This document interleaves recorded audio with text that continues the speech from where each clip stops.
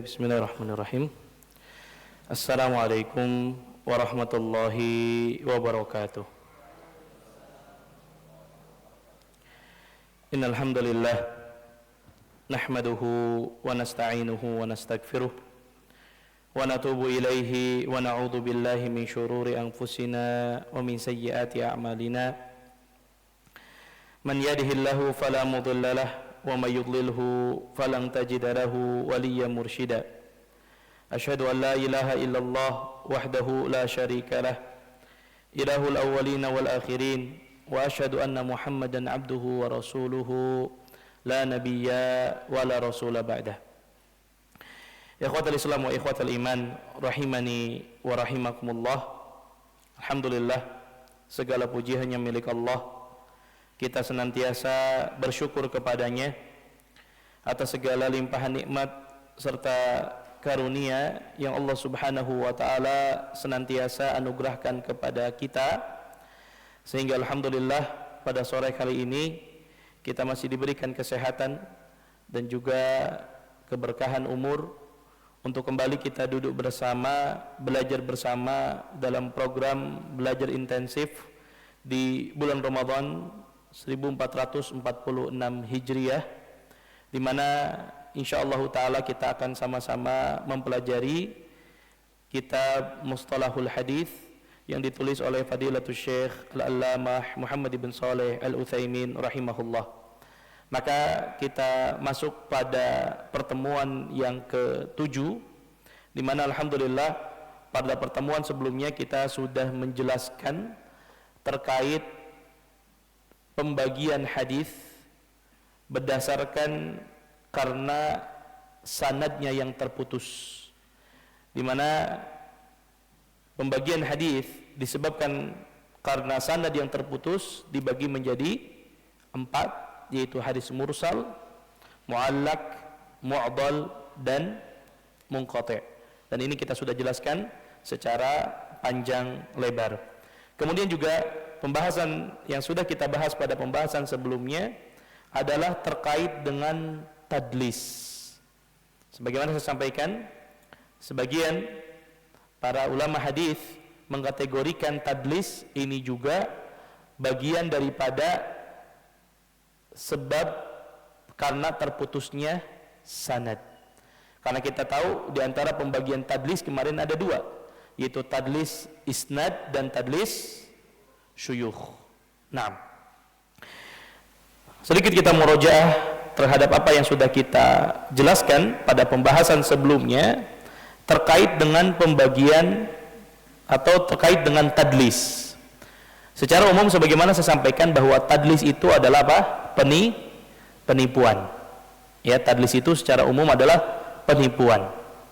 Yaitu di mana seorang rawi menyembunyikan informasi atau fakta yang sebenarnya.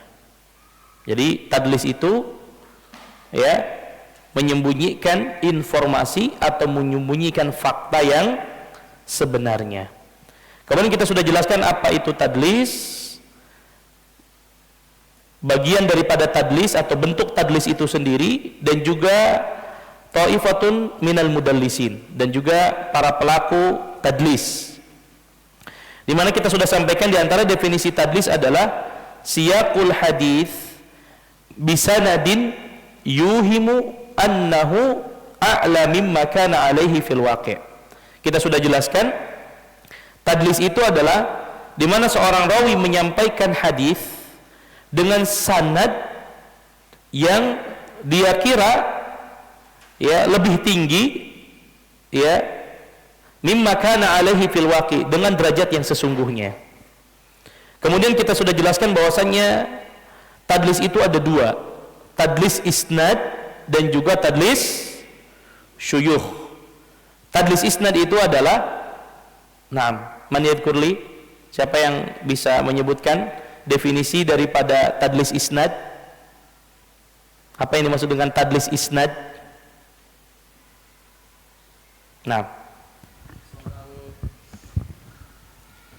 Seorang rawi yang berkata meriwayatkan hadis dari orang yang ia jumpai Padahal ia tidak pernah bertemu dengan orang tersebut dan tidak pernah melihatnya dan tidak pernah mendengar apa yang disampaikan orang tersebut. Nah, kemudian dia meriwayatkannya dengan redaksi seakan-akan dia bertemu dengannya, mendengar hadis ataupun bertemu dengan gurunya tersebut. Jadi ikhwatul Islam wa ikhwatul iman, yang dimaksud dengan tadlis isnad adalah seorang rawi ya menyampaikan sebuah riwayat dari orang yang dia temui dari gurunya, ya. Dia katakan qala Abu Abdullah misalkan. Dia temui gurunya Abu Abdullah. Kemudian padahal dia tidak mendengar dari gurunya tersebut atau tidak melihat apa yang dikerjakan oleh gurunya tersebut, tetapi dia meriwayatkan dari gurunya dengan dengan lafaz atau redaksi yang seakan-akan dia dengar langsung dari gurunya. Jadi kan menipu. Dia nggak dengar langsung dari gurunya, tapi dia meriwayatkan dengan sebuah riwayat yang seakan-akan dia mendengar langsung dari gurunya. Ini adalah tadlis isnad. Biasanya menggunakan kata apa? Qala au fa'ala au an fulan au anna fulan qala au anna fulan fa'ala. Ini lafaz-lafaz yang dia gunakan untuk mengecoh. Ya, dia tidak mendengar langsung dari gurunya, tapi seakan-akan dia mendengar dari gurunya. Ini adalah tadlis isnad. Adapun tadlis syuyukh adalah, naam, ibu-ibu ada yang mau bantu?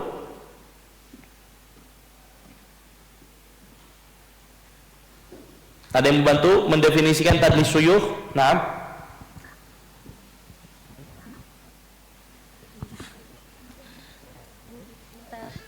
Tafadhali. Hadis suyuk adalah hadis yang tadlis suyuk adalah tadlis yang perawinya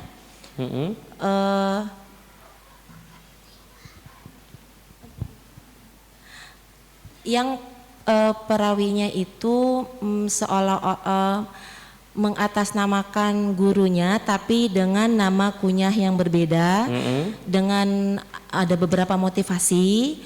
Motivasi pertama, dia ingin dianggap memiliki guru yang banyak. Naam. Dan yang kedua karena ada perasaan gengsi. Baik. Seperti itu. Baik, barakallahu fiik. Nah, tadlis syuyukh adalah seorang rawi menyebut nama syekhnya ya dengan gelar panggilan yang tidak masyhur pada gurunya. Misalkan tadi dia katakan sebetulnya dia mengambil ya hadis dari Abu Abdullah, tapi dia gunakan dengan kunyah yang lain, misalkan apa? Abu Ismail atau Abu Yahya. Ya. Yang memang tidak diketahui oleh orang. Jadi dia menyebut seorang rawi, ya, seorang gurunya atau mensifati gurunya dengan sesuatu yang tidak masyhur. Tujuannya apa? Tadi karena ada faktor-faktor motivasi latar belakang motif ketika dia menyebut nama gurunya, ketika dia menyebut nama syekhnya dengan nama yang tidak sebenarnya. Ya, yang pertama karena memang bisa jadi gurunya lebih muda dari dirinya sehingga dia nggak mau munculkan nama gurunya yang memang dia mengambil riwayat dari orang yang lebih muda. Atau yang kedua karena apa? Supaya dia dianggap punya banyak guru, meriwayatkan dari banyak guru. Dan yang ketiga dikarenakan faktor-faktor yang lainnya. Ini dua pembagian tadlis, ada tadlis isnad dan juga tadlis syuyukh. Kemudian sudah kita jelaskan bahwasanya mudallisun itu katsir. Ada di antara mereka dari kalangan orang-orang yang du'afa, yang lemah. Ada dari orang-orang yang terpercaya, yang kredibel. Contohnya Hasanul Basri, At-Tawil, Sulaiman ibn Mihran, Muhammad ibn Ishaq, Al-Walid ibn Muslim, dan yang lainnya. Kemudian para ulama hadis mengkategorikan para mudallisun ini ada 5 kedudukan. Yaitu yang pertama, mereka yang memang jarang mentadlis hadis. Seperti Yahya ibn Sa'id, tapi pernah, tapi jarang. Yang kedua adalah mereka yang mentadlis hadis ini dari para ahli hadis yang thiqah, bahkan riwayat-riwayat tadlis mereka dicantumkan di Sahih Bukhari dan Sahih Muslim. Kenapa masih dicantumkan? Karena yang pertama li imamatihi, karena keimaman mereka. Atau yang kedua apa? Sedikit mentadlis hadis, ya. Atau dia mentadlis hadis dari para rawi yang fiqh juga, ya, dari para yang rawi yang fiqh juga, seperti siapa? Sufyan Ats-Tsauri dan Sufyan ibn Uyainah. Kemudian yang ketiga adalah mereka yang banyak mentadlis hadis, tapi bukan hanya pada yang fiqh saja. Yang fiqh iya, yang du'afa juga iya. Seperti siapa? Abi Zubair Al-Makki. Dan yang keempat adalah orang yang banyak mentadlis hadis dari kalangan du'afa dan majahil. Ya, orang-orang yang lemah dan orang-orang yang majhul. Seperti Baqiyah ibn Al-Walid. Dan yang kelima adalah man yandhamma ilaihi dha'fun bi amrin akhar. Mereka yang disifati dengan kelemahan dikarenakan sebab yang lain. Nah, di sini kemarin ditanya, Ustaz, apa maksudnya sebab yang lain, gitu kan ya?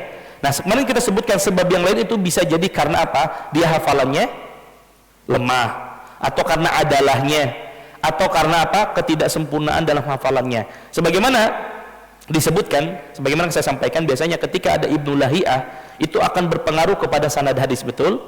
Tetapi para ulama memberikan catatan, sebetulnya Ibnu Lahiyah ini, ya, adalah seorang qadhi di Mesir. Dia adalah seorang alim dalam masalah hadis.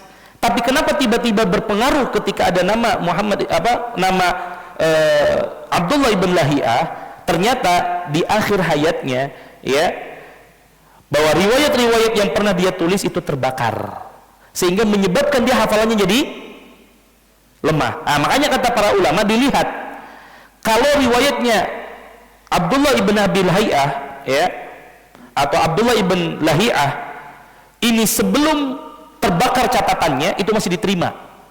Tapi setelah terbakar karena menyebabkan hafalan dia jadi lemah, maka yang seperti ini yang tidak diterima. Nah, itulah dikatakan tadi man yandhamma ilaihi dha'fun bi amrin akhar.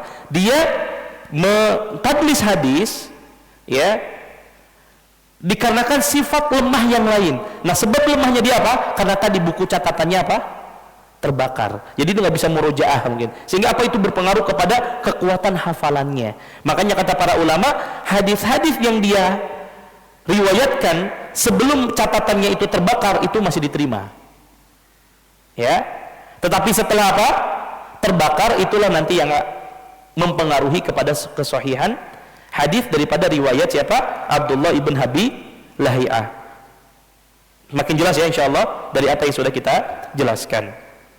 Kemudian kita juga sudah jelaskan, ikhwatul Islam wa ikhwatul iman, bahwasanya hadis mudallis itu tidak diterima kecuali apa?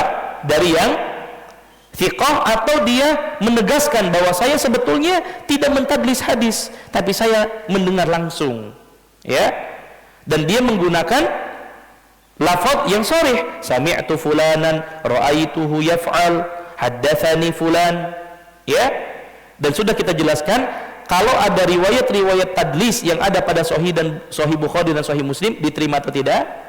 Diterima. Nah, kemudian pembahasan sebelumnya yang sudah kita jelaskan adalah muttarib. Nah, ada yang membantu menjelaskan apa itu muttarib? Nah,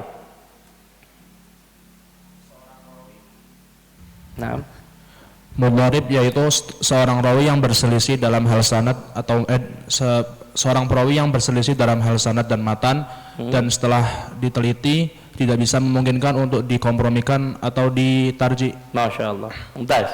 Nah, hadis muttarib itu sebagaimana saya sampaikan, muttarib ittirab, ya, goncang, ya, di mana para rawi itu apa? Meriwayatkan sanad dan matan berbeda, ya. Seorang rawi berselisih dalam menyebutkan matan hadis atau sanad hadis yang ketika diteliti tidak bisa dikompromikan dan tidak bisa juga ditarjih. Ditarjih itu mana yang paling kuat, ya. Sebagaimana kemarin sudah kita jelaskan tentang hadis, ya, yang disebutkan ini mursal, sebagian mengatakan mausul, ya kan?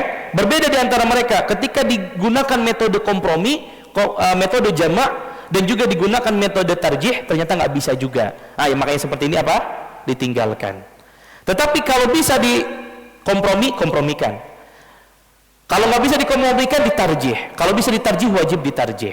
Contoh, kemarin sudah kita jelaskan secara singkat tentang ihramnya Nabi SAW pada haji wada. Disebutkan riwayat ada yang mengatakan Nabi hajinya dengan haji ifrad, ada yang katakan kiran, ada yang dikatakan apa? Tamattu'. Maka ternyata setelah diteliti hadisnya digunakan metode kompromi, disebutkan bahwasanya Nabi niat ihram ifrad pada satu sisi, tamattu' pada satu sisi, kiran pada satu sisi, sehingga digabungkan, sehingga apa? Tidak kontradiksi antara satu riwayat dengan riwayat yang lainnya.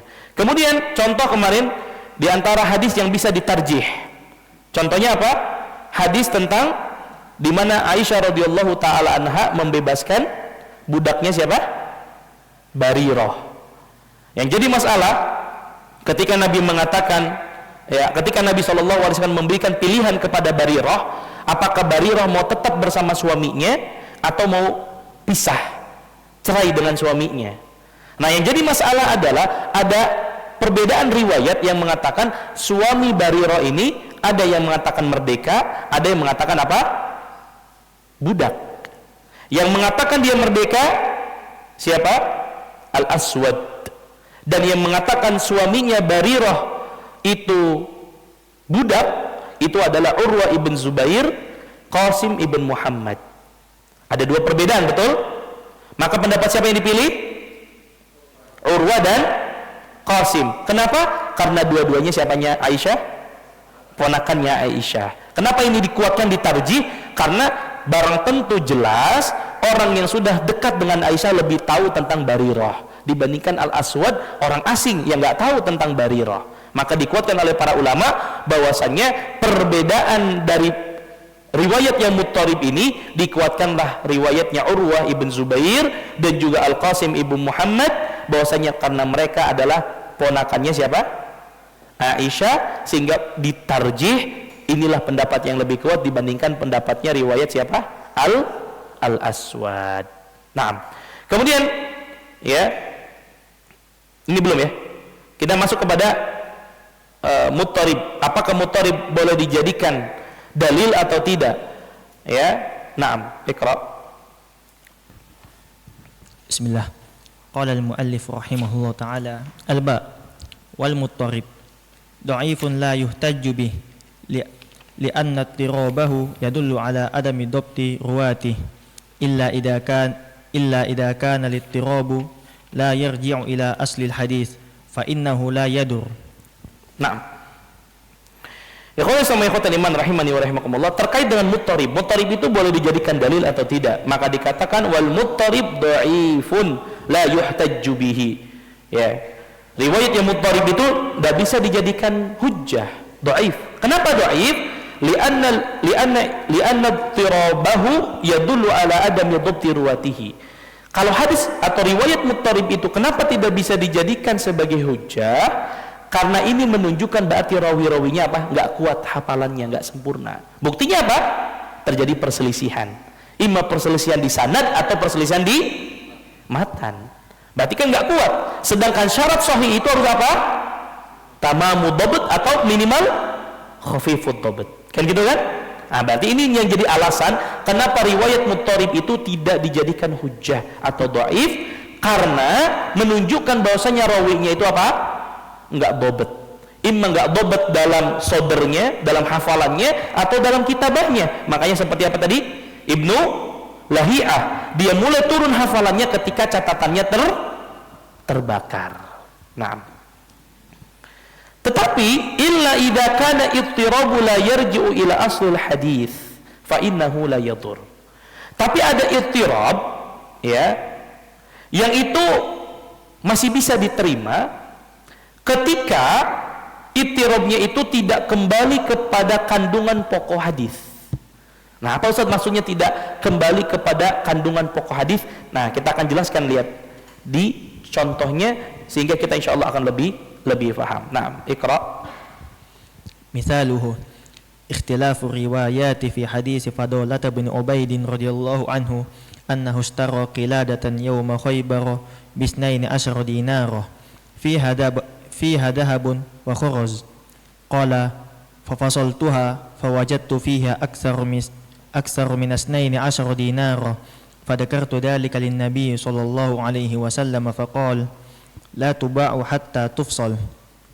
ففي بعض الروايات أن فضالة اشتراها وفي بعضها أن غيره سأله عن شرائها وفي بعض الروايات أنه ذهب وخرز وفي بعضها ذهب وجوهر وفي بعضها خرز معلقة بذهب وفي بعضها ب12 دينارا وفي بعضها ب9 دنانير وفي بعضها سبع.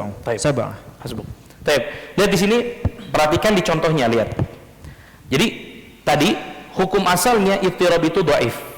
Tidak bisa dijadikan hujjah.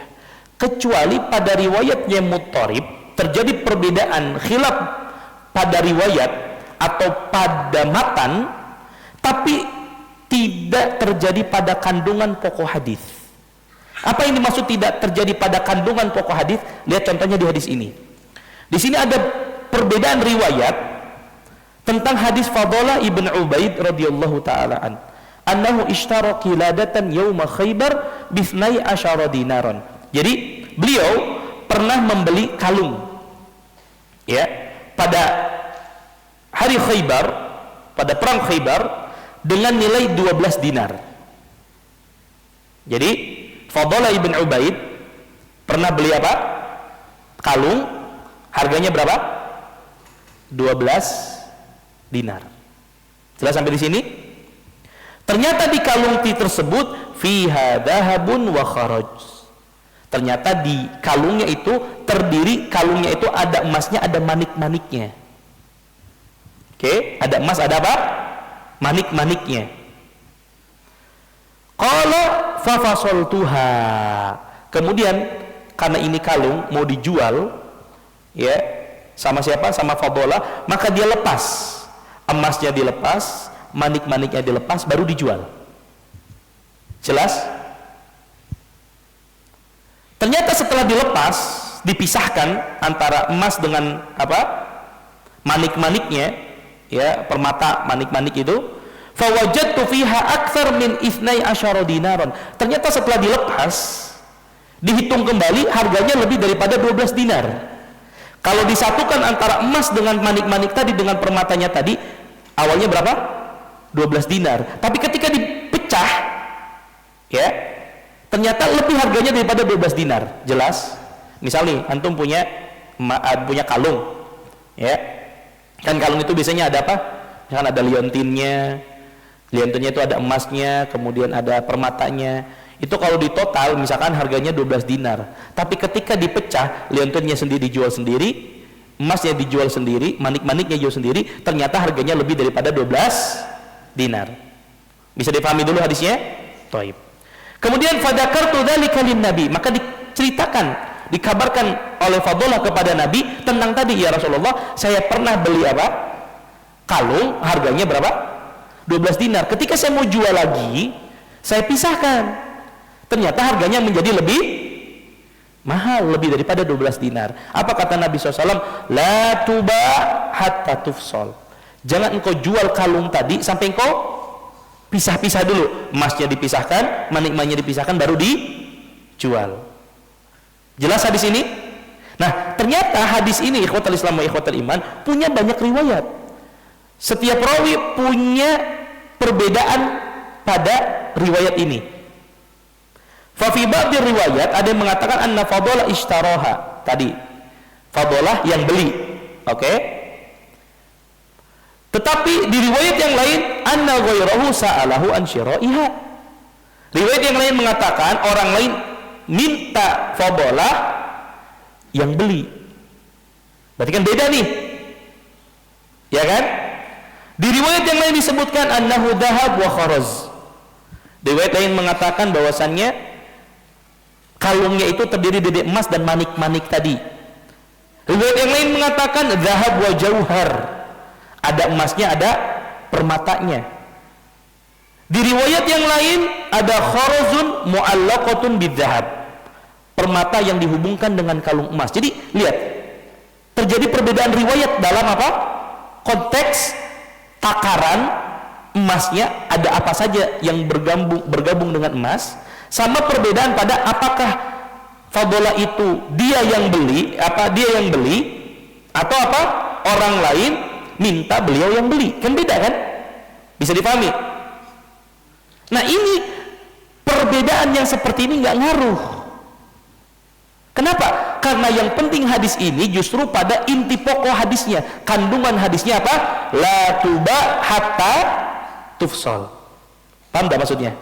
Ini kan beda riwayat kan? Tapi perbedaan ini bukan pada inti kandungannya. Kalau sekiranya yang berbeda pada, misalkan satu riwayat mengatakan ya tuba'u walau lam tufsal misalkan. Nah ini berbeda nih, karena isi kandungan inti daripada hadisnya. Jelas? Kalau perbedaannya pada la tubah hatta tufsal, baru ini mutharib namanya, yang tidak bisa diterima karena isi kandungannya. Karena ini kan bicara tentang fikih. Kalau ada orang beli emas, kemudian beli kalung perhiasan, kemudian bercampur ada emas, ada permatanya, ada manik-maniknya, jangan dijual kecuali apa? Pisahin dulu satu-satu. Karena emas berbeda, permata berbeda, gitu maksudnya. Bisa dipahami?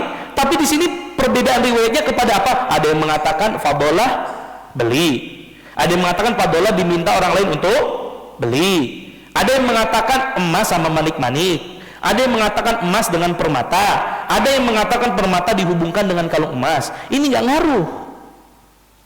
Perbedaan riwayat pada sisi ini tidak berpengaruh. Karena apa? Yang penting adalah apa? Tidak berbeda pada kandungannya. Lihat yang sebelumnya, Ustaz. Yang sebelumnya yang tentang hadis Barirah, inti kan? Karena abdan dan hur bermasalah nggak kalau berbeda? Masalah kan? Kalau sekarang Barirah sudah dimerdekakan, nikah dengan, masih tetap dia menikah dengan suaminya, tidak cerai, tapi suaminya dalam keadaan budak, merdeka sama budak, pengaruh nggak secara hukum? Akan berpengaruh. Makanya itu namanya ittirab. Jelas? Faham? Jadi hadis mutharib itu dhaif, tidak boleh dijadikan hujjah, kecuali ittirabnya itu, perselisihannya itu tidak pada apa? Kandungan hadis yang dibahas. Nah, nanti akan semakin paham lagi kita ketika nanti kita bahas tentang apa? Masalah idraj, kemudian ziyadah sama ikhtisar. Nah, ini makin gitu. Jelas ya? Ini ittirab dulu. Jadi ittirab sekali lagi ya, kalau dia tidak pada kandungan pokok hadisnya nggak masalah.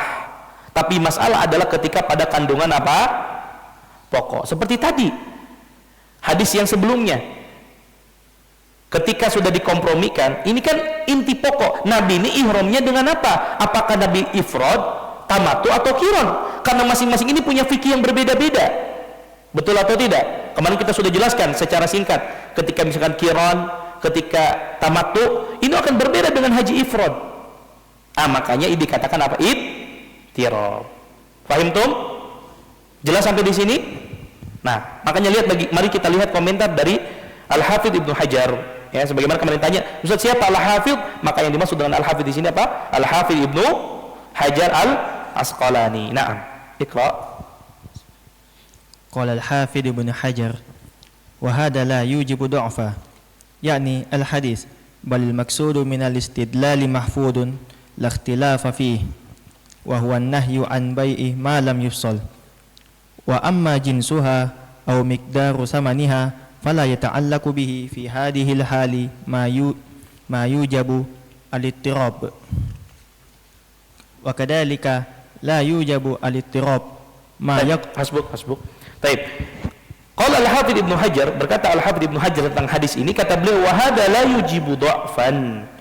Ya, perbedaan-perbedaan pada riwayat tadi ini tidak menjadikan derajat hadis ini menjadi apa? Dhaif. Balil maqsudu minal istidlal mahfudun la ikhtilafa fihi. Karena inti daripada istidlal hadis ini adalah tetap terjaga tentang apa? La tuba'u hatta tufsal. Jangan dijual sampai apa? Dipisah. Wa huwa an-nahyu an bai'i ma lam yufsal. Kan inti hadisnya itu. Ya. Kalau inti hadisnya yang beda-beda riwayat, nah ini yang menjadikan hadis menjadi dhaif. Tapi ini semua sama. La tuba'u hatta yufsal, yaitu tentang larangan untuk jual ya tanpa dipisah. Wa amma jinsuha au miqdaru thamaniha fala yata'allaq bihi fi hadhil hal ma yujibul ittirab. Adapun perbedaan pada jenisnya, emas sama permata, emas sama manik-manik, ya, atau perbedaan tadi ada yang mengatakan 12 dinar, ada yang mengatakan lebih daripada 12 dinar, maka ini enggak berpengaruh. Karena intinya adalah tentang larangan menjual emas ya sebelum dipisah. Jelas insyaallah? Mumtaz. Naam. Wa kadzalika la yujibu al-ittirab ma yaqa'u min ikhtilafi fi ismi rawi aw kunyatihi aw nahwi dhalik ma al-ittifaqi ala ainihi kama yujadu katsirun fil ahadits sahihah. Naam. Wa kadzalika la yujibul ittirab ma yaqa'u mal ikhtilafi fi ismi rawi. Begitu juga ya, tidak dianggap ittirab ketika perselisihannya itu terjadi pada nama rawi. Ya. Sebagaimana tadi, ya, nama rawinya dibeda-bedakan. Ini enggak pengaruh. Atau berpengaruh apa? Perbedaan pada kunyahnya. Si fulan tadi katakan Abu Abdullah, yang satu mengatakan Abu Ismail, yang satu mengatakan siapa? Abu Yahya. Enggak pengaruh. Selama apa? Ma'ittifaqi ala ainihi. Selama yang dimaksud itu tetap sama orangnya. Sebagaimana kita sampaikan kemarin, misalkan Muhammad kan, ada yang mengatakan Abu Abdullah, ada yang mengatakan Abu Ismail, ada yang mengatakan siapa? Abu Yahya. Padahal orangnya satu, siapa? Muhammad. Kama yujadu katsirun minal ahadithi sahihah, dan ini banyak terjadi pada hadis-hadis yang sahih. Baik. Maka setelah kita selesai daripada ittirab, maka kita masuk kepada al-idraj. Naam. Bismillah. Al-idraju fil matan. Al-alif ta'rifuhu, al-ba makanuhu ma'at tamsil, al-jim mata yuhkamu bih. Al-alif al-idraju fil matan ay yudkhila ahadu ruwati fil hadits kalaman min indihi biduni bayani imma tafsiran li kalimah au istinbato li hukmin au bayanan li hikmah. Baik. Sekarang idraj. Ini gampang. Kalau idraj, ziyadah sama ikhtisar itu gampang sebetulnya. Ya. Kalau saya biasanya biar mudah ketika ingat kata idraj itu kan kalau bahasa Arab, ingat bahasa Arabnya laci itu apa? Duruj. Laci, tahu laci? Duruj kan? Laci itu buat apa biasanya? Menyimpan, disisipin. Misalkan anak punya laci, buka, anak taruh handphone anak taruh di laci, dimasukkan, yang awalnya kosong anak masukin kan? Nah itulah idraj. Makanya kalau mudahnya idraj itu mensisipi. Mensisipi itu kan apa? Yang awalnya nggak ada, kita masukkan, disisipin, ya. Buku ini, ya, anak sisipin apa? Pulpen, gitu kan? Yang awalnya ini nggak ada pulpen, anak sisipin pulpen. Padahal pulpen ini bukan bagian daripada buku, kan gitu kan? Nah, jadi idraj itu memudahnya seperti itu. Lihat di sini, al-idraj fil matan. Jadi dia al-idraj, ya, dalam matan adalah, di sini kita jelaskan definisinya, kedudukannya beserta contohnya, dan kapan dihukumi sebuah hadis, sebuah riwayat dengan idraj. Yang pertama, al-idraju fil matan. Idraj dalam matan. Jadi sekali lagi, idraj itu apa? Mensisipi, narok. Kita punya apa? Laci, kita taruh pulpen, kita taruh handphone, kita taruh tablet, itu kita taruh. Yang awalnya kosong, kemudian kita sisipi. Makanya dikatakan di sini, an yudkhila ahadur ruwati fil hadithi kalaman min indihi biduni bayanin. Idraj itu adalah salah seorang rawi memasukkan, menyisipkan dalam sebuah hadis perkataan dia, ya, tanpa penjelasan. Misalkan ini ada matan hadis nih, Pak. Contoh misalkan innamal a'malu binniyat. Kemudian ditambahin sama dia. Tambahannya dari siapa? Dari dia, bukan perkataan Nabi. Tapi tanpa ada penjelasan. Ini ente yang jelasin itu apa? Misalkan gini, innamal a'malu binniyat wan niyatu al-qasdu, gitu. Dia sebenarnya pengen ngejelasin segala sesuatu itu tergantung pada niat. Yang dimaksud dengan niat itu apa? Tujuan. Tapi perkataan dia al-qasdu itu bukan dari Nabi, tapi dari dia. Tapi dia nggak jelasin ini perkataan saya, gitu. Paham? Ini namanya apa? Idraj. Jadi ada rawi nambahin hadis dari diri dia, dan itu bukan perkataan Nabi. Tapi nggak pakai penjelasan. Misalkan kecuali dia bilang gini, innamal a'malu binniyat wal muradu binniyati al-qasdu. Ya. Gitu kan? Yang maksud dengan niat adalah tujuan, dan itu dia sampaikan ini adalah perkataan saya. Nah, makanya nanti kita jelaskan dengan contoh. Kalau misalkan dia jelaskan boleh atau tidak. Kalau dia tidak jelaskan boleh atau tidak. Baik, sampai di sini jelas? Jadi idraj itu apa? Menyisipkan perkataan dia kepada sebuah hadis tanpa penjelasan. Ini perkataan siapa? Perkataan Nabi atau perkataan dia? Mafhum? Baik. Imma tafsiran li kalimah. Nah, kenapa sih dia tambahkan? Bisa jadi dia nambahkan itu sebagai menafsirkan kalimat. Mungkin tadi orang nggak paham, makanya niat itu apa sih gitu. Makanya ditafsirkan niat itu apa? Al-qasdu. Au istinbatun lil hukmi. Atau memang dia pengen ngambil istinbat hukum. Innamal a'malu binniyat. Ya, kemudian dia mengatakan wal muradu al-qasdu.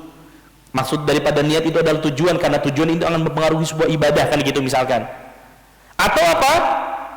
Bayanan li hikmah. Atau mungkin dia ketika baca sebuah hadis ini ada hikmah yang bagus. Nah, makanya nanti akan kita kasih contoh. Dengan contoh inilah akan makin jelas. Oh, tujuannya ini loh. Para rawi menidrajkan perkataan dia pada sebuah matan hadis karena ada faktor-faktor imma untuk menafsirkan kalimat yang menurut orang mungkin orang lain nggak paham, atau dia tujuannya untuk mengambil sebuah hukum, atau dia ngambil hikmah kemudian dicantumkan di situ.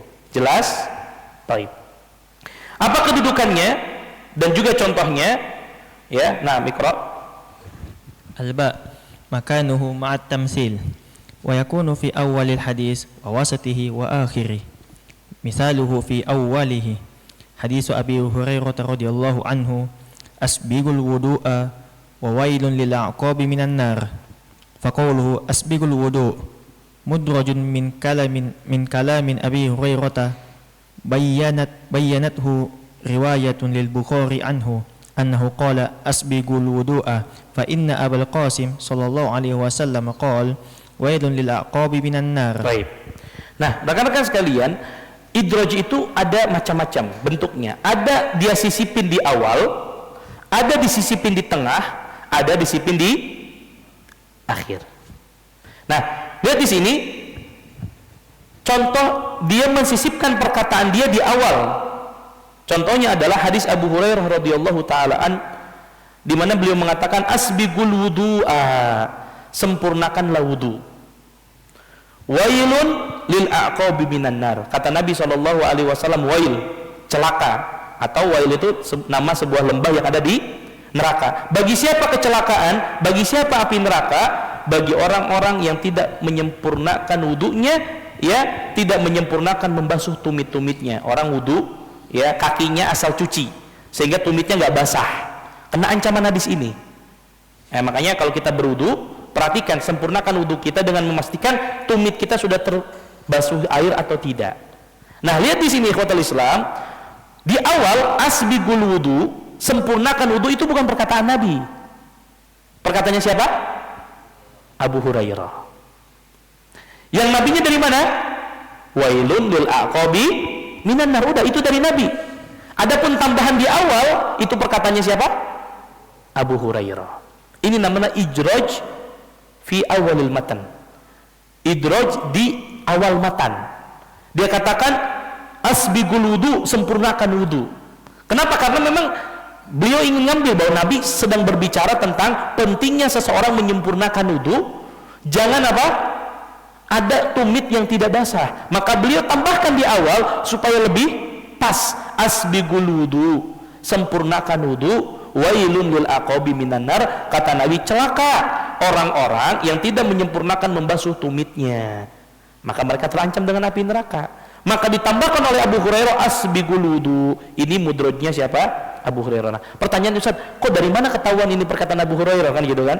Oh, ternyata dijelaskan pada riwayat Bukhari tentang hal itu, di mana beliau mengatakan asbigul wudu fa innal Aba Qasim sallallahu alaihi wasallam qala. Kata Abu Hurairah, sempurnakan wudu. Kenapa? Karena Nabi sallallahu alaihi wasallam bersabda. Berarti kan ini perkataannya Abu Hurairah nih. bukan perkataan Nabi. Nah, jadi ada riwayat yang lain. Nah, disinilah nanti pentingnya idraj itu. Kapan sebuah hadis dikatakan idraj? Ketika ada riwayat yang lain yang menjelaskan, menguatkan bahwasanya nih riwayatnya idraj nih, ditambah-tambah, disisipin. Ya, disisipin. Kita bahasanya disisipin karena nanti ada lagi ziyadah. Ziyadah beda lagi dengan idraj. Gitu kan ya? Nah, jadi ada riwayat dari Bukhari yang mengatakan asbigul wudu. Kata Abu Hurairah, sempurnakanlah wudu kalian karena Abul Qasim yaitu Nabi SAW bersabda, wailun lil aqabi minan nar. Jelas? Ini idraj di mana? Di awal matan. Baik, sekarang contoh idraj di pertengahan matan hadis. Redaksi hadis ditambahin sama perawi di tengah-tengah. Contohnya, nah. Wa mithaluhu fi wasatih. حديث عائشة رضي الله عنها في بدء الوحي برسول الله صلى الله عليه وسلم وفيه وكان يخلو بغار حراء فيتحنث فيه وهو التعبد الليالي ذوات العدد فقوله وهو التعبد مدرج من كلام الزهري بينته رواية للبخاري من طريقه بلفظه وكان يلحق بغار حراء فيتحنث فيه Qala wattahannus at-ta'abbudul layaliya dawatil adad. Nah, sekarang menyisipi hadis di tengah-tengah matan. Contohnya apa? Hadis Aisyah radhiyallahu taala anha yang berbicara tentang awal tentang turunnya wahyu kepada Nabi sallallahu alaihi wasallam. Di mana kata Aisyah wa kana yakhlu bi ghari Hira. Di mana Nabi sallallahu alaihi wasallam itu menyendiri di Gua Hira. Karena kita tahu di antara alasan kenapa Nabi SAW saat itu menyendiri beribadah di Gua Hira karena Nabi sudah apa? Dalam tanda kutip sudah muak dengan ibadahnya orang-orang musyrikin Quraisy yang semakin menjadi-jadi mereka menyembah berhala. Maka Nabi naik ke Gua Hira, ya, kemudian Nabi menyendiri di sana, fayatahannas. Kemudian Nabi merenung di sana. Nah, tahannas ini ditambahkan untuk menjelaskan makna yatahannas itu apa, maka ditambahkan oleh Az-Zuhri wa huwa ta'abbud. Yang dimaksud dengan yatahannas merenung ini adalah Nabi beribadah di sana. Berarti tambahannya apa? Ta'abbud. Ta'abbud ini perkataannya siapa? Az-Zuhri. Nah, ini kan di tengah-tengah. Aslinya cuman wa kana yakhlu bi ghairi Hira fayatahannatsu al-layaliya dawatil adad. Di mana Nabi SAW merenung beribadah pada malam-malam tertentu di Gua Hira. Ditambahin sama Zuhri. Kenapa Zuhri nambahin ta'abbud? Untuk apa? Ngejelasin makna yatahannas. Apa sih maksud daripada yatahannas? Maka tadi lihat, idraj itu sebabnya imma karena apa? Untuk menafsirkan makna, menjelaskan, atau dia mau ngambil istinbat hukum, atau dia mau ngambil apa?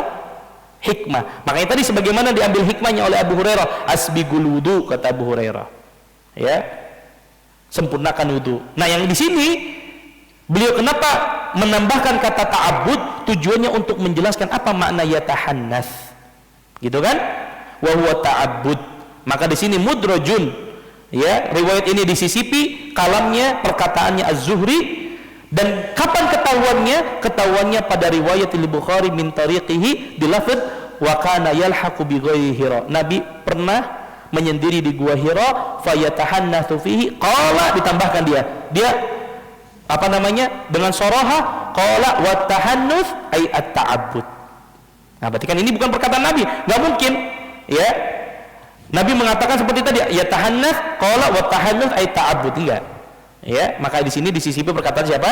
Az-Zuhri di tengah matan. Nah, kemudian kita lihat contoh rawi menyisipkan hadis di akhir matan. Nah, Wa misaluhu fi akhiri hadis Abi Hurairah radhiyallahu anhu anna an-nabiy sallallahu alaihi wasallam qala inna ummati yud'auna yawmal qiyamati gurran muhajjalina min atharil wudu' faman istata'a minkum ayyutila gurratahu falyaf'al faqawluhu faman istata'a minkum ayyutila gurratahu falyaf'al mudrajun min kalami Abi Hurairah infarada biha Nu'aym ibn al-Mujmir an Abi Hurairah وذكر في المسند عنه أنه قال لا أدري قوله فمن استطاع من قول النبي صلى الله عليه وسلم أو من قول أبي هريرة وقد بين غير واحد من الحفاظ أنها مدرجة وقال شيخ الإسلام ابن تيمية لا يمكن أن تكون من كلام النبي صلى الله عليه وسلم. Nah, barakallahu fik. Baik, sekarang contoh hadis mudraj yang disisipi tapi di matanya yang terakhir adalah hadis Abu Hurairah radhiyallahu taalaan di mana Nabi SAW pernah bersabda tentang keutamaan berwudu.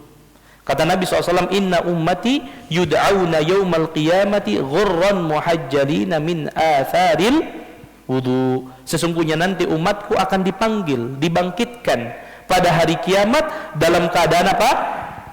Bercahaya, ya, dalam keadaan bercahaya pada wajah dan kakinya. Kenapa? Min atharil wudu, karena bekas wudu kita. Jadi kita, ya, ketika akan menjalankan sholat kemudian kita berwudu, itu ada faidahnya, di mana nanti pada hari kiamat kita akan dibangkitkan oleh Allah dalam keadaan wajah dan kaki kita dan anggota wudu kita dalam keadaan apa? Bercahaya. Nah, Nabi ini sampai sini ditambah faman istata'a minkum an yutila ghurratahu falyaf'al. Barang siapa di antara kalian yang mampu memanjangkan cahayanya, maka hendaklah dia memanjangkannya. Maksudnya barang siapa yang mampu menyempurnakan wudunya, sempurnakan wudunya, biar nanti pada hari kiamat cahayanya sempurna. Tapi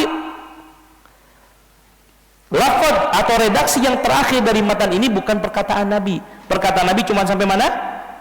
Min athari al-wudu. Kata Nabi, ya, inna ummati yud'auna yaumal qiyamah ghurran muhajjalina min atharil wudu, sampai situ. Adapun faman istata'a minkum an yutila ghurratahu falyaf'al, ini perkataan siapa? Abu Hurairah. Perkataan siapa? Abu Hurairah. Nah, dari mana ketahuannya? Ya, wa qad bayyana ghairu wahidin minal huffaz annaha mudrajah. Jadi ketahuan daripada para huffaz hadis yang lain bahwasanya riwayat yang lain enggak ada. Ya, tambahan faman istata'a minkum an yutila ghurratahu falyaf'al. Ya, sebagaimana ini dipertegas oleh Syekhul Islam Ibn Taimiyah rahimahullah, la yumkin an takuna min kalamin nabi. Yang seperti ini tidak mungkin ini perkataannya siapa? Nabi sallallahu alaihi wasallam. Maka ikhwatul Islam, ringkasannya adalah idraj itu apa tadi? Menyisipkan sesuatu dari perkataan rawi yang itu bukan perkataan Nabi sallallahu alaihi wasallam. Maka lagi untuk memudahnya, kalau ingat kata mudraj, ingat apa? Laci. Laci untuk menyimpan, menyisipi sesuatu yang kosong. Ya, awalnya hadis Nabi ditambah, imma ditambahnya itu di awal matan, di tengah matan, atau di akhir matan. Di awal matan contohnya tadi hadis Abu Hurairah, asbigul wudu, sempurnakan wudu, itu bukan perkataan Nabi tapi perkataannya Abu Hurairah. Kemudian hadis tentang Nabi menyendiri di gua, yatahannats ai at-ta'abbud. Kata ta'abbud ini tambahan daripada Az-Zuhri. Kemudian di akhir adalah hadis Abu Hurairah radhiyallahu taalaan, inna ummati yud'auna yaumal qiyamah ghurran muhajjalina min atharil wudu, ditambah sama Abu Hurairah di akhir, faman istata'a an yutila ghurratahu falyaf'al. Maka ini adalah idraj. Idraj di awal, idraj di tengah, idraj di akhir. Jelas? Mudah ya kalau idraj. Nah, pertanyaannya, mata yuhkamu bihi? Nah,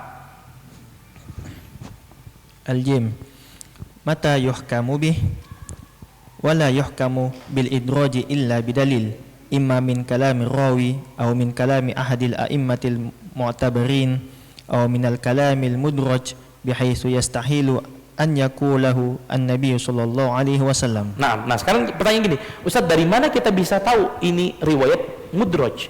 Ini perkataan ada tambahannya bukan dari Nabi, kan gitu kan? Maka caranya ada 3. Maka wala yuhkamu bil idraji illa bidalil. Tidak boleh sebuah riwayat divonis dengan derajat idraj kecuali harus ada bukti, dalil. Sekarang gini, kalau orang secara umum, orang pasti nyangkanya asbigul wudu, ya, wailun lil aqabinan nar. Itu kan nggak ada perbedaan kan? Bisa jadi ini perkataan Nabi gitu kan? Tapi dari mana orang tahu ini tambahan dari Abu Hurairah, maka harus ada dalilnya, harus buktinya. Dalilnya dengan apa? Imma min kalami rawi, dari perkataan rawinya itu sendiri. Seperti mana tadi misalkan Az-Zuhri, dia mengatakan qala wa tahannuts at-ta'abbud. Itu kan dari Zuhri sendiri. Yang dimaksud dengan tahannuts itu apa? Ta'abbud. Yang dimaksud dengan apa namanya? Merenung adalah maksudnya Nabi beribadah di Gua Hira. Itu dia soroha, mengatakan langsung. Atau min kalami ahadil a'imma al-mu'tabarin, atau ada perkataan para ulama yang dipegang perkataannya. Seperti misalkan tadi Syekhul Islam Ibnu Taimiyah mengatakan la yumkinu an takuna min kalamin Nabi, ini nggak mungkin dari perkataan Nabi. Atau misalkan ada riwayat yang jelas ya yang mengatakan ini tambahan.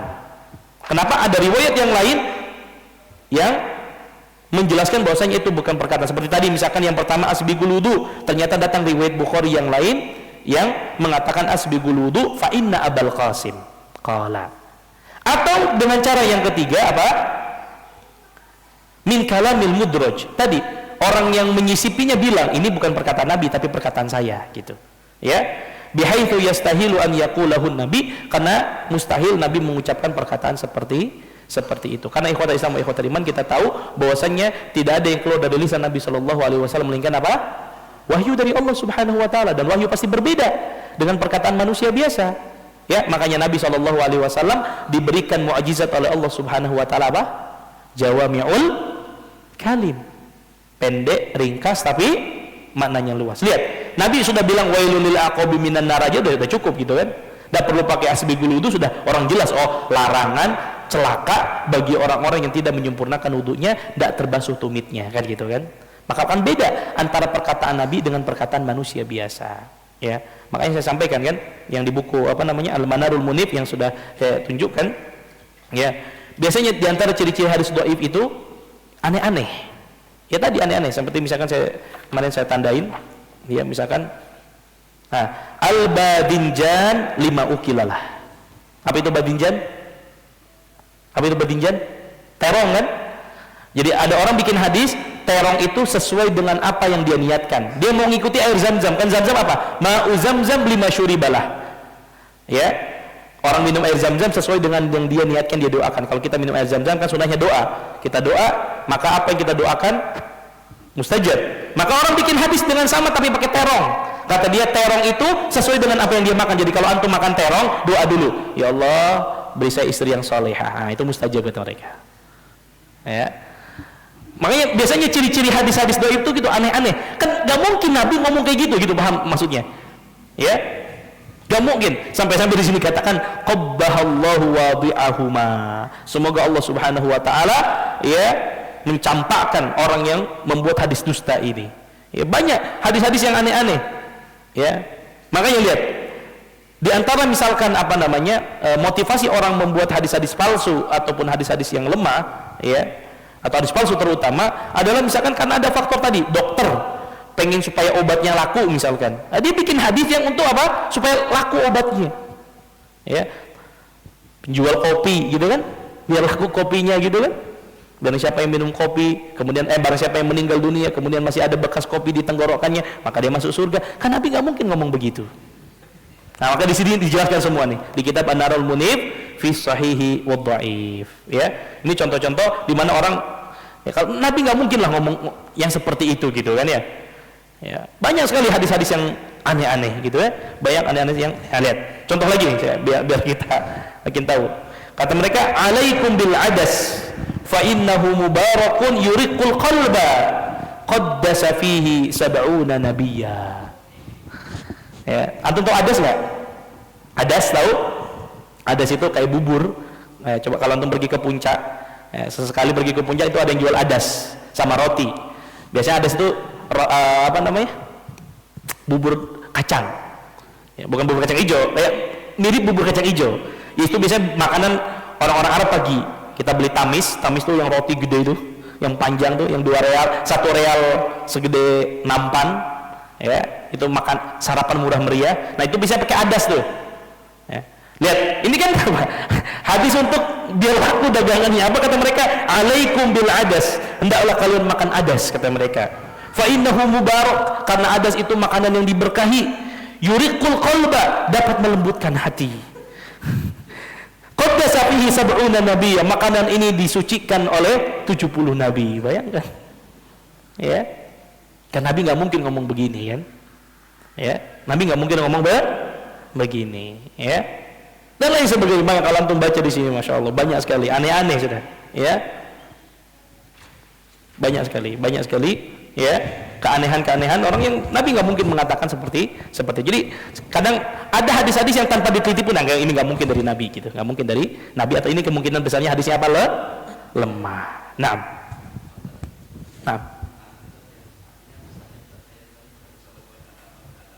Gimana? Iya. Iya.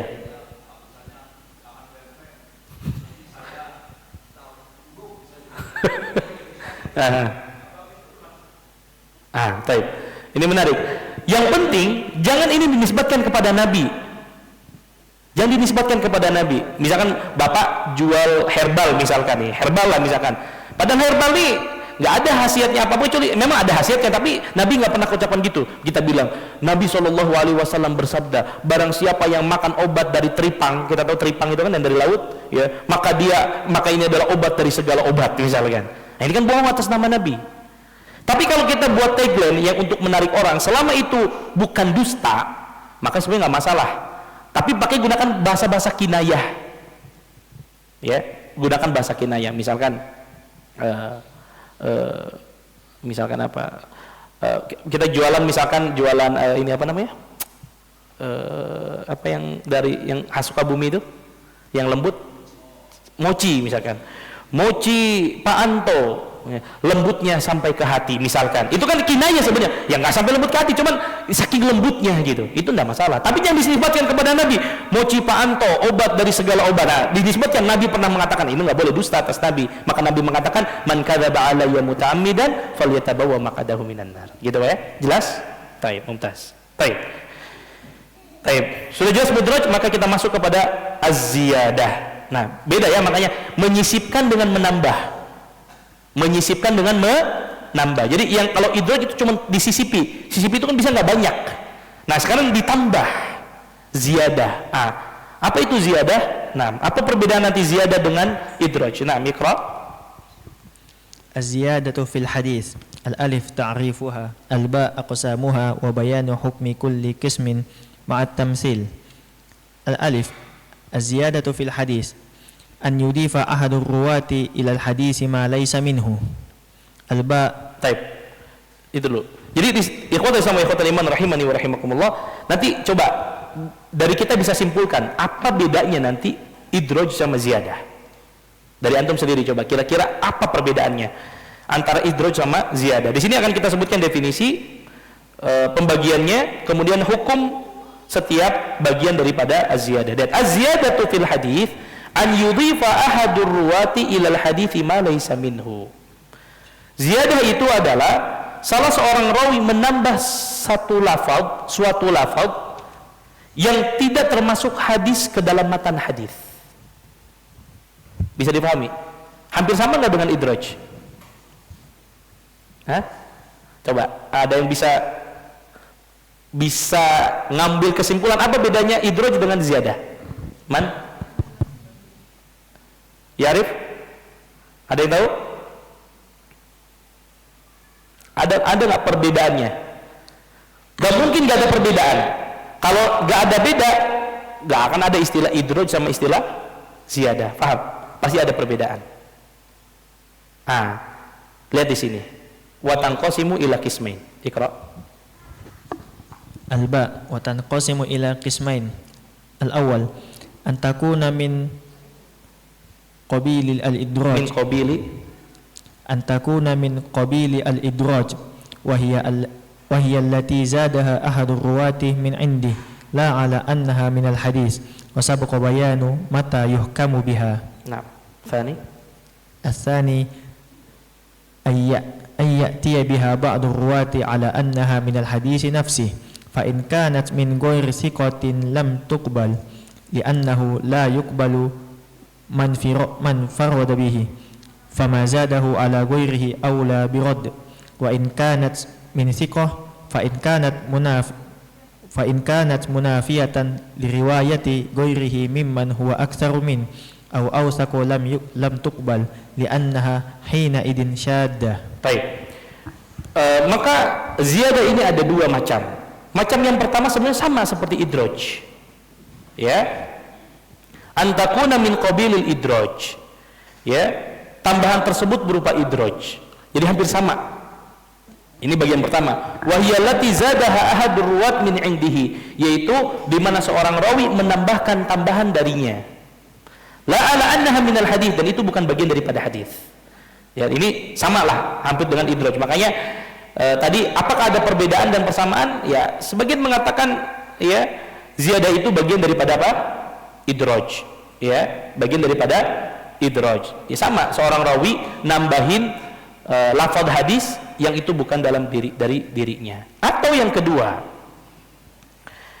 an ya'tiya biha ba'dur ruwati ala annaha minal hadithi nafsihi, yaitu yang kedua, sebagian rawi menyebutkan tambahannya menurut keyakinan rawi tersebut itu memang bagian daripada hadis. Nah ini biasanya nanti gini, orang ketika ngafal hadis menyebutkan, ya, dia menambahkan sesuatu yang dia yakini itu bagian daripada hadis.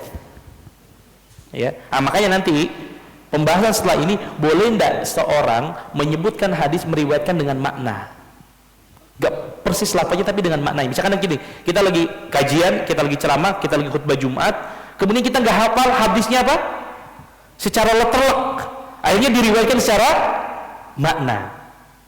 Ya, nah ada orang-orang menambah hadis tapi dia meyakini tambahan ini memang bagian daripada hadis, bukan saya menyisipi, tapi memang ini tambahan hadisnya memang tambahan dari Nabi SAW. Oleh karenanya, fa in kanat min ghairi thiqatin lan tuqbal. Kalau tambahan ini dari bukan orang yang thiqah, maka nggak diterima. Kalau tambahan dari orang yang tidak thiqah, maka tidak diterima. Ya. Kenapa? Karena hadis yang diriwayatkan oleh perawi yang tidak thiqah tidak dapat diterima jika dia sendirian dalam meriwayatkannya. Sudah dia nggak thiqah, kemudian dia meriwayatkan sendiri, maka ini tidak diterima. Maka aula birraddi, maka ini lebih berhak untuk tidak diterima. Wa in kana min thiqah. Nah yang kedua, kalau tambahannya ini dari orang yang thiqah, fa in kanat munafiyatan li riwayati ghairihi mimman huwa aktsaru minhu au awthaq minhum lan tuqbal. Nah, kalau sekiranya nih, misalkan gini, ada rawi thiqah, anggaplah Ahmad misalkan, dia rawi thiqah, dia menambahkan pada hadis, tetapi tambahannya ini menyelisihi yang lebih thiqah daripada dirinya, ini juga tidak diterima. Kenapa? Li'anna hainaidin syadza, karena ini berarti masuk kepada kategori syadz. Kita tahu kemarin syadz itu apa? Seorang yang thiqah menyelisihi yang lebih thiqah, gitu kan? Kan segini, kalau sekiranya hadis ziyadah ini dari orang thiqah awalnya diterima kan, betul? Tetapi kalau sekiranya riwayat dari yang thiqah ini menyelisihi yang lebih banyak hafalannya, yang lebih banyak riwayatnya, yang lebih thiqah daripada dirinya, maka ini pun tidak diterima. Kenapa? Karena ini sama dengan apa? Syadz. Nah, kita ambil contoh supaya kita lebih paham. Nah, Iqra. Misalu marwahu Malikun fi al-Muwatta anna ibn Umar radhiyallahu anhuma idza iftataha as-shalah rafa'a yadayhi hadwa min kabayh wa idza rafa'a ra'sahu min ar-ruku' rafa'ahu ma duna dhalik. Qala Abu Dawud lam yadhkur qala Abu Dawud lam yadhkur rafa'ahu ma duna dhalik ahadun ghairu Malik fima a'lam. Naam, waqad sahha an Ibnu Umar radhiyallahu anhuma marfu'an ila an-nabi sallallahu alaihi wasallam annahu kana yarfa'u yadayhi hatta yaj'alahuma hadwan min kabay idza iftataha as-shalah wa inda ruku'i wa inda raf'i minhu biduni tafriq. Nah, sekarang gini, lihat. Contohnya adalah riwayat Malik dalam Muwatta. Bahwasanya Ibnu Umar radhiyallahu taala anhuma idza iftataha shalah, apabila beliau memulai salat, rafa'a yadayhi hadwa mankibai. Beliau itu ketika memulai salat takbirnya itu apa? Lurus dengan apa namanya? Pundak. Wa idza rafa'a ra'sahu minar ruku, kalau dia bangun dari ruku, kan kita kalau sholat ya, jadi disebutkan di hadis itu bahwasanya ketika sholat Allahu Akbar lurus dengan apa? Pundak. Tapi ketika bangun dengan ruku, kan kita takbir lagi kan, Allahu Akbar. Kita takbir enggak? Takbir. Di sini dikatakan yang riwayatnya Malik dalam kitab Muwatta, ya, rafa'ahuma duna dalik. Ya, ketika ngangkatnya tidak lagi sejajar dengan pundak, tapi sedikit lebih di bawah pundak. Paham? Jadi ketika Allahu Akbar, makanya kita depan sebagian orang kan cuma Allahu Akbar, gitu kan? Enggak nyampe apa? Lurus pundak. Paham? Ini riwayat siapa? Malik. Ada tambahan apa? Rafa'ahuma duna dalik, mengangkatnya agak kurang sedikit daripada yang tadi lurus. Maka kata Abu Daud, lam yadhkur rafa'ahuma duna dalik. Ya, riwayat yang lain enggak ada yang menyebutkan bahwasannya Nabi SAW mengangkat ketika ruku itu kurang sedikit dari ketika takbir. Khairu Malikin fima ahlam. Kecuali siapa? Hanya Imam Malik. Pertanyaan saya, Imam Malik fiqh atau tidak? Fiqh, tapi menyelisih yang lebih fiqh. Ada apa? Waqad sahha an Ibnu Umar marfu'an ila Nabi sallallahu alaihi wasallam annahu kana yarfa'u yadayhi hatta yaj'alahuma hadwa mankibaihi idza tataha shalah. Bahwasanya Nabi sallallahu alaihi wasallam apabila mengangkat kedua tangannya ketika takbir, maka mengangkatnya sejajar lurus dengan apa? Pundaknya. Wa indar ruku, lihat, pun ketika ruku. Berarti apa? Ketika bangun dari ruku ataupun akan ruku, sama atau tidak takbirnya? Sama, enggak? Tidak lebih pendek sedikit, tidak lebih rendah sedikit. Wa indar raf'i minhu, dan ketika bangun dari ruku juga sama tetap. Ya? Bidunit tafriq, tanpa ada perbedaan. Berarti mau ketika takbir awal Allahu Akbar tetap lurus, ketika bangun dari ruku Allahu Akbar atau apa? Sami Allahu liman hamidah, gitu kan? Tetap apa? Lurus, enggak lebih apa? Enggak lebih rendah. Berarti Malik itu menambahkan, tetapi dia orang fiqh, tetapi tidak diterima. Kenapa? Karena menyelisih yang lebih fiqh. Jelas? Naam. Nah, tapi bagaimana kalau sekiranya tambahan tadi tidak menyelisihi riwayat yang lain? Maka berarti diterima. Naam, Iqra. Wa in kanat ghairu munafiyatin li riwayati ghairi qubilat li'annaha fiha ziyadata ilm. Naam. Berarti kalau sekiranya riwayat dari yang fiqh tadi tidak menafikan riwayat yang lebih fiqh, maka berarti diterima. Kenapa? Karena tambahannya itu adalah ziyadatu ilmin. Nah, tadi berarti perbedaannya gini, kalau sisipan itu kan berarti memang dari dia kan, dari rawinya. Tapi kalau ziyadah itu memang sebetulnya dari Nabi gitu. Aslinya dari Nabi, jadi dia nggak nambah. Tapi dari Nabi, ya, cuman karena ada beberapa riwayat yang berbeda. Ya, ada riwayat yang berbeda. Maka kalau dia tambahannya itu dari rawi yang fiqh, maka kita terima. Selama tidak menyelisih yang lebih fiqh. Bisa dipahami? Jelas? Jadi kalau yang ziyadah itu sebetulnya bukan ziyadah dari rawi, tapi memang itu apa? Dari Nabi SAW. Makanya di sana segini, li'anna fiha ziyadata ilmin. Kalaupun itu ada tambahan, maka itu pun apa? Ilm. Maka kita ambil contohnya. Naam. Misalu hadis Umar radhiyallahu anhu anna sami'a an-nabiy sallallahu alaihi wasallam yaqul ma minkum min ahadin yatawadda fayubligu aw fayusbigu al-wudu'a thumma yaqulu ashhadu an la ilaha illallah wa anna muhammadan abdullahi wa rasuluh illa futihat lahu abwabul jannati ats-tsamaniyah yadkhulu min ayyiha syaa' faqad rawahu muslimun min tariqain wa fi ahadihima ziyadah wahdahu la syarika lah ba'da qawli illallah. Nah, sekarang lihat, kita makin jelas contoh hadis tambahan, dan itu memang hadisnya dari Nabi, bukan tambahan dari rawi. Contohnya adalah hadis Umar radhiyallahu taala annahu sami'a an-nabiy sallallahu alaihi wasallam yaqul, bahwasanya beliau pernah mendengar Nabi sallallahu alaihi wasallam bersabda, ma minkum min ahadin, tidaklah salah seorang di antara kalian yatawadda, dia berwudu, fayublig au fayusbig, kemudian dia sempurnakan wudunya, kemudian setelah wudu dia baca doa apa? Asyhadu an la ilaha illallah wa anna Muhammad abdullahi wa rasuluh illa futihat lahu abwabul jannah tsamaniyah, kecuali akan dibukakan baginya 8 pintu surga. Dia boleh masuk dari pintu mana saja yang dia kehendaki. Lihat, ini hadis tentang keutamaan baca doa setelah berwudu. Kemudian ternyata ada riwayat Muslim dari dua jalan. Jalan yang pertama tanpa ada tambahan wahdahu la syarikalah. Tapi jalan yang lain ada tambahan wahdahu la syarikalah setelah la ilaha illallah. Asyhadu an la ilaha illallah wahdahu la syarikalah wa anna Muhammadan abdullahi wa rasuluh. Lihat, jalan yang pertama tidak ada tambahan wahdahu la syarikalah. Ya kan? Riwayat yang kedua ada tambahan wahdahu la syarikalah. Itu tambahannya dari rawi atau dari Nabi? Dari Nabi. Tapi yang satu riwayatnya tidak ada tambahan, yang satu ada tambahan. Ditambah ini diriwayatkan dari yang fiqh dan tidak menyelisih yang lebih fiqh, maka berarti hadis ini diterima.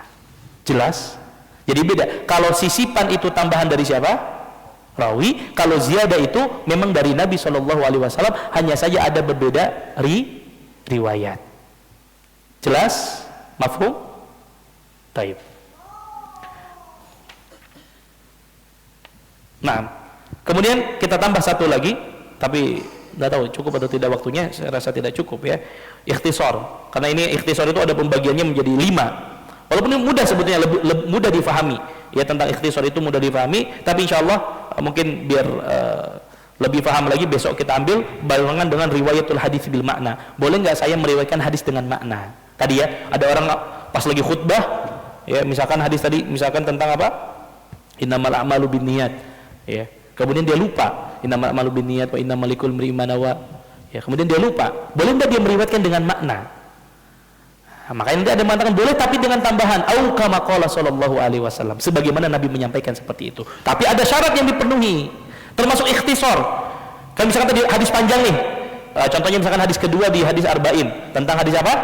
Rukun iman, rukun Islam, dan tentang ihsan. Kan itu panjang tuh. Ya, An Umar radhiyallahu taala anhu aidan qala bainama nahnu julusun inda Rasulillah sallallahu alaihi wasallam data yaumin itala alaina rajulun syadidu baydi. Di panjang kan? Tapi dia nanti potong, ringkas. Boleh nggak dia meringkas dalam meriwayatkannya? Nah, nanti ada syaratnya. Ada 5 syarat yang harus dipenuhi, ya, yang membolehkan seseorang untuk meringkas hadis, ya, ya, di mana seorang rawi itu menghilangkan, ya, sebagian lafaz hadis, ya, boleh atau tidak, maka boleh dengan 5 syarat yang masing-masing syarat nanti akan kita jelaskan beserta contohnya. Insya Allah ini mudah. Ikhtisar, kemudian riwayatul hadis bil makna, insya Allah ini mudah. Ya, insya Allah kita bahas besok. Kemudian nanti yang lebih menarik lagi nanti kita bahas hadis maudhu. Ya, di sini nanti kita tambahkan dari sini nanti hadis yang palsu. Ini berarti pertemuan di hari Rabu insya Allah. Enggak, hari Kamis. Ya, besok kita bahas insya Allah ikhtisar dan juga riwayat bil makna. Kemudian hari Kamis insya Allah bahas tentang hadis maudhu. Kemudian hari terakhir mungkin kita sedikit bahas jarah wa ta'dil. Ini sebenarnya sudah cukup untuk awal-awal ya. Apa itu jarah, apa itu ta'dil. Kemudian insya Allah sehingga kita alhamdulillah berarti beres bagian pertama. Jadi kita target kita sampai selesai qism al-awwal. Nah, qism keduanya ya suatu saat insya Allah kita belajar lagi. Jadi pas insya Allah 10 hari kita masuk sampai qism kedua insya Allah. Dan hari Jumatnya biidznillah kita ujian. Ujiannya biidznillah pakai Google Form insya Allah. Mudah-mudahan nanti ada waktu saya bikin soalnya sekitar mungkin 30 soal dari awal sampai akhir insya Allah bahasa Indonesia, nggak bahasa Arab, tenang. Dan insya Allah yang dapat kecil pun nggak suruh berdiri di depan mesin, nggak. Aman insya Allah ya. Tapi tentu ya likulli mujtahidin nasibun minal khair insya Allah. Setiap yang lebih semangat, yang murojaahnya rajin, ada hadiah insya Allah ya. Ada hadiah enggak? Ada insya Allah, masya Allah hadiah. Afwan, anda lupa kemarin hadiah buat antum, ingetin insya Allah ya. Anda lupa. Tapi insya Allah nanti juga ada hadiah tambahan biidznillah buat yang dapat nilai terbaik insya Allah taala. Mudah-mudahan kita selesai sampai jarah wa ta'dil insya Allah. Anda usahakan di sisa berapa hari? 3 berarti ya, biidznillah. Besok ini gampang, kalau insya Allah ikhtisar, riwayatun bi mana insya Allah mudah difahami. Nah, mungkin nanti akan agak sedikit di jarah wa ta'dil insya Allah. Tapi biidznillah insya Allah kita selesai pada bagian pertama insya Allah taala. Saya rasa cukup. Insya Allah cukup ya. Ada pertanyaan? Nah.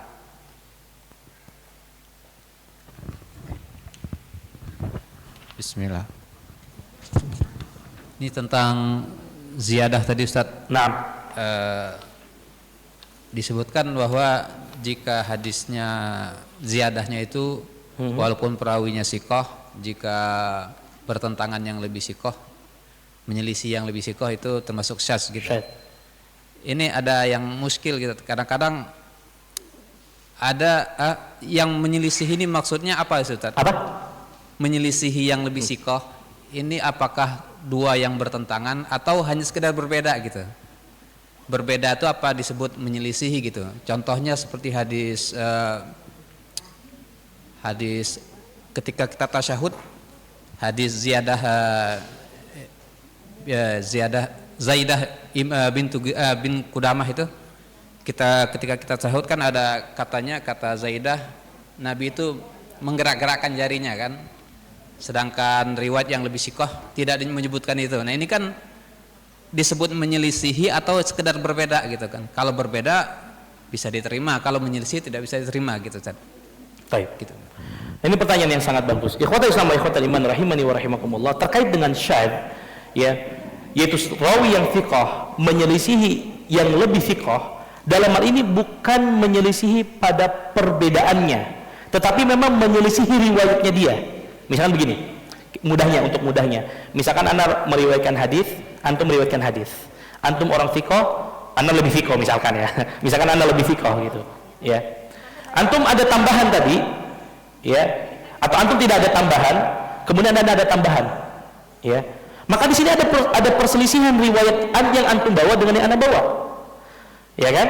Maka kenapa riwayat antum tidak diterima? Karena antum menyelisihi riwayat yang lebih thiqah, lebih terpercaya. Dari sisi apa? Dari sisi hafalan, gitu kan? Dari sisi adalah, gitu kan? Dan dari sisi yang lainnya. Sehingga apa? Ketika tidak diterima itu karena ada kekhawatiran. Karena begini, ketika ada orang yang lebih thiqah, ada orang yang lebih terpercaya, kemudian ada orang yang di bawahnya, maka secara zahir orang akan mempercayai yang lebih thiqah. Walaupun mungkin yang antum bawa itu benar sebetulnya, tetapi kita sebagai bentuk kehati-hatian akan mengamalkan riwayat yang lebih thiqah, supaya lebih apa? Bahwa ini betul-betul riwayatnya, perkataannya datang dari Nabi SAW. Walaupun antum thiqah juga, tidak berbohong, riwayatnya benar sebetulnya. Makanya seperti ini, ya. Tambahan tadi seperti wahdahu la syarikalah, ya kan? Karena dia tidak menyelisihi yang lebih thiqah. Yang lebih thiqah pun anak pun ternyata meriwayatkan ada tambahan. Punya antum tidak ada tambahan, ada tambahan, gitu kan? Tetapi tidak menyelisihi yang lebih thiqah daripada itu, maka ini masih boleh. Masih boleh. Jadi di sini menyelisih itu betul-betul menyelisihi riwayat orang yang lebih thiqahnya, bukan perbedaan lafadznya atau perbedaan perbuatannya. Bisa dipahami kan? Jadi kalau perbedaan perbuatan itu tidak akan berpengaruh, karena ya kan kita bicara tentang riwayat nih. Riwayat mana yang diterima, riwayat mana yang tidak diterima gitu. Ketika riwayat diterima adalah maka ketika ada dua orang yang thiqah dan satunya lebih thiqah, maka secara zahir kita akan terima yang lebih thiqah. Walaupun mungkin nanti redaksinya berbeda. Perbedaan redaksi ini tidak berpengaruh karena yang kita terima adalah riwayatnya. Berarti ketika kita tahu ini yang lebih thiqah, maka riwayat inilah yang kita terima walaupun dengan lafaz yang berbeda misalkan. Jelas insyaallah? Jadi hadis tadi menurut Ustadz yang benar gimana? Kalau itu anak harus dalami lagi, anak wallahu alam, nggak bisa anak langsung jawab seperti itu. Kita harus dilihat dulu, harus dibaca lagi gitu ya. Anak jujur tidak tahu kalau langsung mana yang lebih tepat gitu ya. Itu tentang apa? Menggerak-gerakkan jari kan? Nah, walaupun nanti tentang menggerakkan jari ini sebagian para ulama tadi mendoifkan ya tentang menggerak-gerakkan jari, sebagian lagi makanya berpendapat boleh dan lain sebagainya karena tadi perbedaan pada riwayat tadi. Wallahu a'lam. Jelas insyaallah? Baik, insyaallah sisa 3 hari biidznillah, mudah-mudahan kita masih diberikan kesehatan, kekuatan sampai menyelesaikan bagian pertama daripada kitab ini ya. Mudah-mudahan Allah Subhanahu wa taala memberikan ilmu yang bermanfaat. Mudah-mudahan waktu kita juga bermanfaat. Wallahu taala a'lam wa sallallahu ala nabiyina Muhammad. Kita tutup dengan doa kafaratul majlis. Subhanakallahumma bihamdika asyhadu an la ilaha illa anta astaghfiruka wa atubu ilaik. Wassalamualaikum warahmatullahi wabarakatuh.